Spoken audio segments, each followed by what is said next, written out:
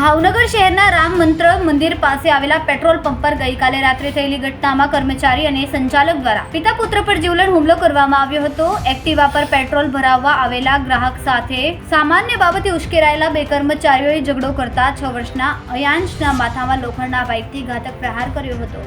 ઘટના બાદ નીલમબાગ પોલીસે તરત જ કાર્યવાહી કરતા આરોપી પ્રવીણ ચૌહાણ અને મંજીભાઈ ગોહિલને ઝડપ્યા હતા. ત્યારે પેટ્રોલ પંપના મેનેજર કેતન પટેલની ધરપકડ માટે તજવીજ હાથ ધરવામાં આવી છે.